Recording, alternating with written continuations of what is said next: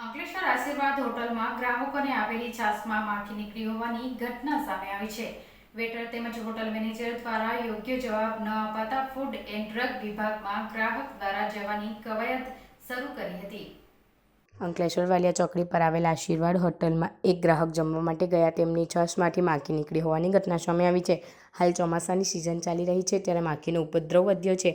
આ વચ્ચે પાણીજન્ય રોગોનો પણ ફેલાવો થઈ રહ્યો છે. હાલમાં જ ભરૂચ ખાતે ફૂડ એન્ડ ડ્રગ્સ વિભાગ દ્વારા ભરૂચ અખાદ્ય પદાર્થનો નાશ કરતા પાણીપુરી વિક્રેતા પર તવાઈ બોલાવી હતી. આ વચ્ચે 15 જુલાઈ સોમવારના રોજ બપોરે 2 કલાકે અંકલેશ્વર વાલિયા ચોકડી ખાતે આવેલ આશીર્વાદ હોટલમાં જમવા માટે આવેલ ગ્રાહકે છાશ મંગાવી હતી, જેમાં માખી નીકળી હતી. આ અંગે હોટલના ઓર્ડર બોય વેટરને પૂછવામાં આવતા છાશ ખુલ્લી હશે તો અંદર માખી પડી હોય તેમ જવાબ આપ્યો હતો. તો આશીર્વાદ હોટલ સંચાલક ગ્રાહક અને સંતોષકારક જવાબ આપતા ન હતા, જેને લઈ છાશમાંથી માખી નીકળતા આ બાબતની જાણ ફૂડ એન્ડ ડ્રગ વિભાગને જાણ કરવામાં આવી હતી. હાલમાં ચોમાસાની ઋતુ હોય જેને લઈ રોગચાળો ફાટી નીકળવાની શક્યતા રહેલી છે. જો સંચાલક ચોખ્ખાઈ સાથે હાઇજેનિક નહીં જાળવે તો હોટલમાં જમવા આવતા ગ્રાહકોને આરોગ્ય ખતરો ઊભો થઈ શકે છે.